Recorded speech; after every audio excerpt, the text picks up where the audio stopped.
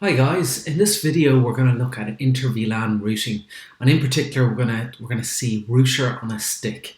So we've got a topology here, and I've put in very basic information at the start, just really the IP addresses of the PCs. And essentially what we're going to do, guys, is we're going to connect up these PCs in different VLANs. So at the moment I haven't configured the VLANs, so we're going to take it from pretty much from scratch, and we're going to walk through together. So the first thing I'm going to do is, in order for these guys to be able to communicate, we'll first have to, number one, set up some VLANs. But also I thought, why not put on just do some basic device setup again. So add some IP addressing on the switch on the switches. So let's do that. Let's start off in switch 1. And let's go in here and let's type enable conf-t, and in we'll go to the switch virtual interface. So this is setting up an IP address on VLAN 1. So in order to, for example, ping this address, or for example, if we needed to remotely access it in the future, we could use this IP address. Remember, these switch virtual interfaces and these putting IP addresses, they're not required for traffic to actually pass through the switch. These is just an access layer switch, so it's really looking at layers 1 and 2.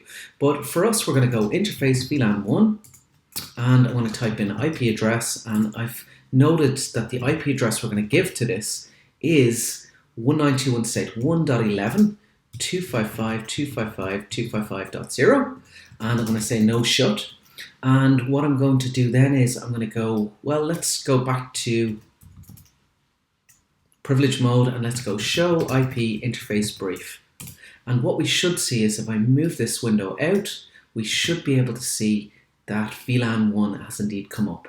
Okay, it's in an up state, so we can see that there are PCs connected, in this case PCA is connected by default using Fast Ethernet 06 into VLAN 1. So let's do the same, let's pop an IP address on switch 2, so enable conf-t interface VLAN 1 IP address, and it's going to be 192.168.1. And I think in this case we're giving it 12 with a 255.255.255.0 subnet mask. Once again, we'll do no shut. So now at the moment, guys, we'll have to then see what VLANs are configured on this switch. So what I'll do is I'll type in show VLAN, and let's just make this nice and wide. Let's hit that command. Let's hit the up arrow and run that again. So we can see all of the ports are currently in the default VLAN 1. So what we want to do is we want to move these VLANs. Well, before we move them, we've got to create them. We've got to create a VLAN 20, a VLAN 10, and VLAN 1 is already created. So what we're going to do is we're going to create a student VLAN 10 and a faculty VLAN at 20. So let's do that now on switch 2. So let's go conf-t. I'm going to go VLAN 20. Well, let's start with 10 first. We'll name this students, and we'll go exit. I'll go VLAN 20 and name faculty, and that's really it at the moment. We now need to, we could, if we wish to, we could give VLAN 1 a default name, so we could go exit VLAN 1, and we could say name administration. Well, let's leave it as admin. Oh, it's saying that the name can't be changed. Okay, so let's leave it at default 1. That's absolutely fine. So let's exit that, and let's now move our port. So we see that this port here for PCC, it's going into Fast Ethernet 0/18. So what we're going to need to do is we're going to need to go under Fast Ethernet, so interface Fast Ethernet 0/18. And what I'm going to need to do is going to go switch port, access VLAN, and in this case we want to put it under VLAN 20. And then I'm going to make sure that I commit this to an access layer port and not a trunk port. So this is going to stay as an access port, so meaning it's only going to be VLAN 20 that's going to go over this link. Also, I can see that PCB here, which is on the VLAN 10, is going to come in at interface 11. So I'm going to go exit. I'm going to go interface Fast Ethernet 0/11, and I'm going to go switch port access VLAN 10, and I'm going to say switch port mode access. And once I do that, I'm going to go back to privilege mode by hitting Control C and show VLAN. And now I can see that both of them now have moved over into their respective VLANs. So far so good. One other thing that I'm going to do also is, because this is going to carry both VLAN 10 traffic and VLAN 20, I'm going to make this fast Ethernet 1 port essentially a trunk port. At the moment you can see it's belonging to the access VLAN 1, but I'm going to move that in just a moment. So I'm going to go conft interface fast Ethernet 0/1, and I'm going to go switch port mode trunk. And once I do that, it will bounce the link, but essentially now we shouldn't see, when I say show VLAN, we no longer see fast Ethernet 0/1 in this default VLAN 1. And now if we go show interface trunk, we can see that it's now in a trunking mode, and in this case we're making it encapsulate into 802.1q. Okay, so we'll have to do that on the other side. We'll have to ensure that we do this on essentially switch 1. So I'm going to go conft, I'm going to go interface fast Ethernet 0/1. Let's make that a trunk port as well. And what we're going to do now is we're going to go interface, and we need to go into fast Ethernet 0. Well, actually, this is already in VLAN 1, so no need to go into fast Ethernet 0/3. I'm going to go 0/, in this case, it's going to be 6. And I'm going to go switch port access VLAN, and in this case, it's going to be 10. And, oh, it's saying it doesn't exist. So what have I forgotten to do? I haven't created my VLANs. So I'm going to say VLAN 10, name, student, and I'm going to say exit. I'm going to say VLAN 20 and name faculty. And then I'm going to go back into interface, so exit. Then I'm going to go back into interface, fast Ethernet 0/6 again. And I'm going to go switch port mode access VLAN 10. And I'm going to, whoops, my apologies. Don't need that switch port mode. That should be it, shouldn't it? And then I should say switch port access. Switch port mode access, that's correct. So once I've done that, I also now need to think about what I'm going to do on this trunk link. So trunk being the correct word, I need to make sure that this is indeed trunking, because this is going to need to carry my VLANs, because when this PC 10 pings 20, it's going to need to go up to the router, because that's going to make the decision, and back down and over to PCC. So what I'm going to need to do is I'm going to need to go exit interface gigabit 0/1, so it's a gigabit interface, and I'm going to need to say switch port mode trunk. And once I do that, nothing's going to happen just as of yet, because as we can see, all of the ports on the router are still shut down. So what I'm going to need to do now is go over to my friend the router. The first question is, do you want to go into initial configuration dialog? I'm going to say no to that and just go straight into configuration, straight into user mode, and then into enable and privilege mode, and into configuration mode. I'm now going to need to set up essentially the interfaces. So this will mean who's going to be the default gateway for my VLAN 10 in this case, and also for my VLAN 20, and also the default gateway of 1. So what I'm going to need to do is I'm going to, instead of creating 3 default, adding 3 different connections here, all with each with a different IP address, what I can do is I can use this one physical cable and break it up into what's called sub-interfaces. So how do I do that? Well, what I'm going to need to do is I'm going to need to use the IEEE 802.1q tagging process.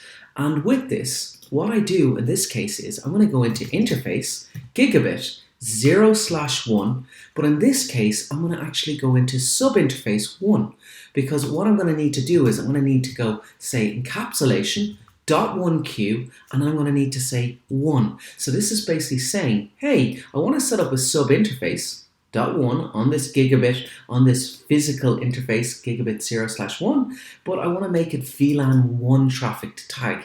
Now, again, this is a special VLAN because this is our default VLAN. It's also the native VLAN.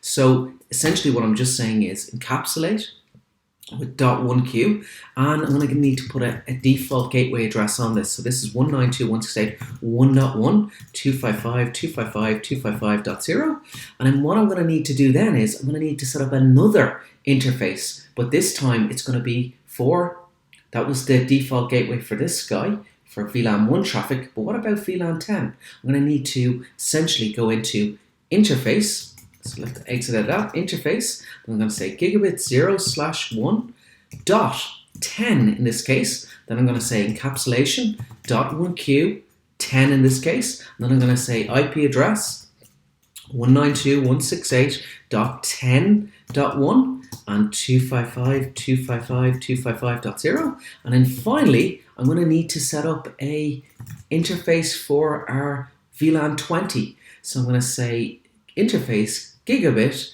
0/1.20, and I'm going to say encapsulation .1q 20. I'm going to say IP address 192.168.20.1 and 255.255.255.0, and I'm going to say in this case the final thing, I'll need to go back into interface gigabit 0/1, go under the main interface and just go no shut, which should take up all of those sub interfaces. And once I see this, I can see straight away it's gone to green, and this is going to hopefully go green in the next 30 seconds. So at this stage, we've got our configuration set up. If I hover over this router, I should see my sub interfaces as I do. So I can see 1.1, 10.1 and 20.1. Now what I should be able to do is I should start, let's do a couple of ping tests. So I'm going to open up my, my test part down here, and I'm going to literally just put a simple PDU and a simple PDU. So that should hopefully be successful because that's on the same VLAN. But what if I want to test between VLAN 10 now and VLAN 20? So if I try that, we might find the first one fails, and that could be due to an ARP. But let's try the second one. So again, let's give that a try. And indeed, we can see that this is now successful. If we wanted to see this in simulation mode, I could do that. So we could walk through this. So let's just delete those guys that have just been going. So let's try that again. But notice the traffic, how it travels. So what you'd think it would go straight from here over to here, but actually it travels up to the router first and then back down from the router, back over to our friend switch 2, over to PCC, and then it's going to go back up to the router and then back down. So this is the idea of router on a stick, and this is the idea of creating router sub interfaces. So in summary, what we've done here, folks, is we've created some basic configuration on the switches. So simple IP addresses using this SVI, the switch virtual interface. We put IP addresses on. Okay, and again, if we wish to test this, we've got still a PC on VLAN 1, and these guys are these are in the VLAN 1 subnet. So again, if I wanted to test connectivity between them, I could do an IP config to just make sure I have an address on this machine, which I do, 1.3. And if I wanted to ping switch 1, I could say 192.168.1. In this case, it was 1.11. And we can see now, again, it's having to ARP in this case, and we're on simulation mode. If I let that play, okay, the ARP goes to all ports, the response comes back, and hopefully you'll see my ping going across here. So if we go back in here, I might have to keep pressing play, allow this to go. It should fire up another ICMP message in a little bit of time. If not, I might have to force this matter, go back to real time. Go back in here and you can see now we had to let it just play a little bit, but you can see here that the packets are going through.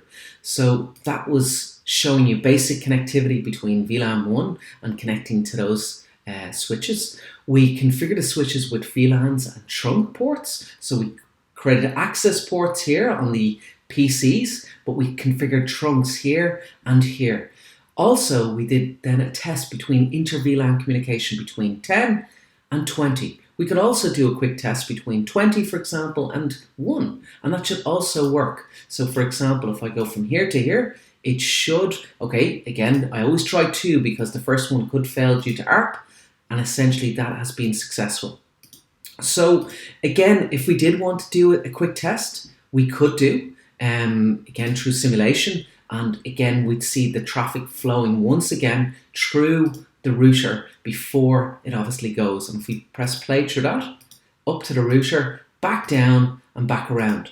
What we will notice here, folks, is that with this, you'll notice here on the outgoing port, if I just have a look at this, because this is the native VLAN, no tag is being added. Okay, if I just keep going, what will happen is at the router, what will happen is, because now it's going to send it out onto VLAN 20 essentially, okay, back to this PC, what we should be able to see, if I click back onto this, we should be able to see, here comes the inbound. There's no tag because there's no tag on the default native VLAN, which is by default 1, but on the outbound, we should see a 802.1q header, and that's what indeed we do see. Okay, and there's the tag information and so forth in here. Okay, so that's it for this video, guys. I hope this has been enjoyable and you've learned something about inter-vlan and router on a stick. And that's it for today. Thank you very much.